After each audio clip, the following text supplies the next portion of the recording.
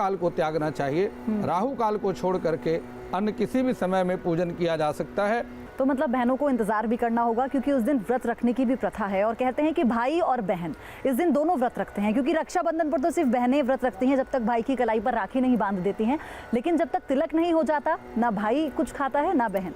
जी पयोधी बहन, मैं इसमें सबसे बड़ी बात मैं इसके पूरे विधि विधान का वर्णन करता हूँ, जिससे अपने जो न्यूज नेशन के जो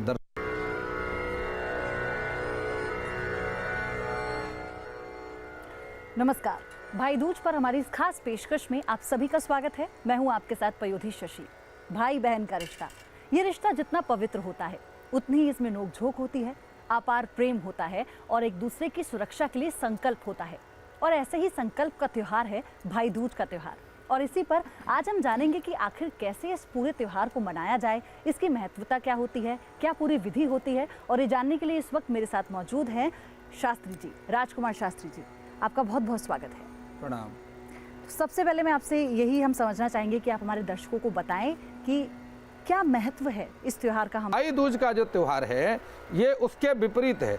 और आप देखते हैं कि भाई दूज के दिन भाई अपनी बहन के घर जाते हैं और इसके साथ में यम और यमुना का संवाद है। किस प्रकार से भाई और बहन का कितना प्रेम है, कितना स्नेह है, और किस प्रकार से स्वयं अपनी बहन को मिलने के लिए यम देवता स्वयं अपनी बहन के घर जाती हैं। और भगवती जो यमुना है अत्यंत प्रसन्न होती हैं, अनेकों प्रकार के पकवान बनाती हैं। सबसे बड़ी बात इसमें यह है इस त्यौहार में कि अन्य जो उत्सव हैं उसमें भी तिलक किया जाता है, लेकिन कुमकुम में जल मिला करके और उसी कुमकुम से तिलक किया जाता है। लेकिन जो भाई दूज का त्यौहार है इसमें दही में कुमकुम मिला करके और फिर बहन अपने भाई का तिलक करती है और उसके ऊपर अक्षत लगा करके उसकी दीर्घायु की कामना करती है। मैं यहाँ पर पूछूंगी, क्योंकि त्योहार पर तो भाई जब बहन के घर जाता है तो वो ढेरों पकवान से उसका स्वागत करती है। काल को त्यागना चाहिए। राहु काल को छोड़ करके अन्य किसी भी समय में पूजन किया जा सकता है।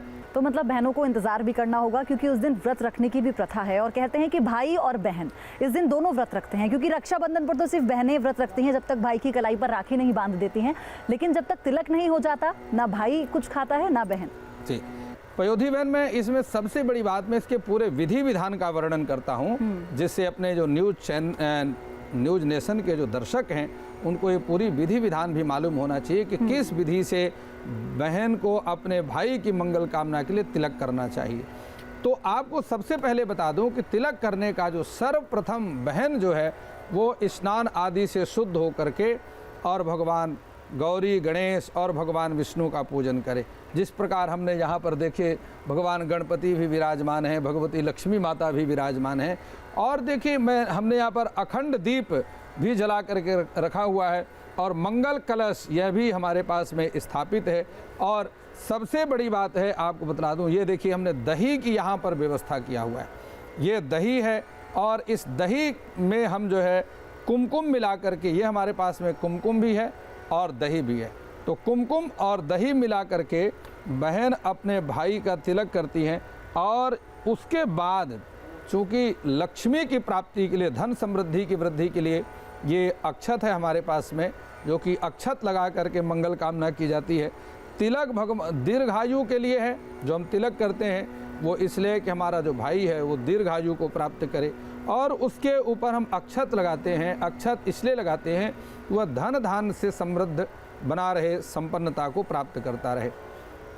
गौरी और गणेश भगवान का पूजन करते हैं। भगवान गौरी गणेश और साथ में भगवान श्री हरि नारायण विष्णु भगवान का पूजन भी करते हैं।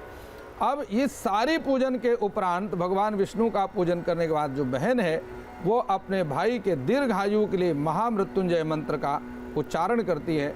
अपने घर में रुद्राक्ष की माला में बैठ करके और महामृत्युंजय मंत्र का जाप करती है कि मेरा भाई किसी भी प्रकार के आरोग्यता से जो है आरोग्यता को प्राप्त करे, किसी प्रकार के शरीर में आदि व्याधि ना हो। और उसका जो महामृत्युंजय का मंत्र है वह मैं आपको सुनाता हूँ। और ओम ह्रूं ओम जुन्सः भूर्भुवस्वः त्र्यंबकं यजामहे सुगंधिं पुष्टिवर्धनम् उर्वारुकमिव बंधनात् मृत्योर्मुक्षीयमामृतात् स्वा भुवा भू सः जुं ह्रूं ओम। यह 52 अक्षर का मंत्र है। और हमारे जितने मंत्र हैं उन सभी मंत्रों में मृत संजीवनी को छोड़ करके शास्त्री जी, से दर्शकों सभी के लिए एक मंत्रों बार से और बड़ा आप ये मंत्र मंत्र है। अगर दोहरा दे तो उन्हें हाँ, समझने में नहीं, आसानी होगी। बिल्कुल ठीक कह रहे हैं आप। वैसे तो सभी लोग महामृत्युंजय मंत्र को जानते हैं, लेकिन आपको मैं पुनः इस मंत्र का उच्चारण करता हूँ। ओम ह्रूं ओम जुन सः भूर्भुवः स्वः त्र्यंबकं यजामहे सुगंधिं पुष्टिवर्धनम् उर्वारुकमिव बंधनात् मृत्योर्मुक्षीय मामृतात्। ओम ह्रूं ओम जुन सः भूर्भुवः स्वः त्र्यंबकं यजामहे सुगंधिं पुष्टिवर्धनम् उर्वारुकमिव बंधनात् मृत्योर्मुक्षीय मामृतात् स्वा भुवा भू शाह जुंग रुंग ओम। इस प्रकार से यह 52 अक्षर का मंत्र है और इस मंत्र का उच्चारण करने से उर्वारुक का अर्थ होता है कि पका हुआ, जिस प्रकार से अपना फल है, और खरबूजा जिस प्रकार से पक करके अपने आप अपने डाली से अलग हो जाता है, उसी प्रकार से मेरा जो भाई है वो सभी प्रकार के कष्ट, सभी प्रकार की परेशानियों से अलग हो जाए, उसके जीवन में कोई परेशानी ना आए। तो इस प्रकार से ये सारा पूजन का विधान है। स्कंद पुराण में इसका बहुत सुंदर तरीके से वर्णन है। और मैं एक बात और आपको पयोधी बहन बता देता हूँ कि अगर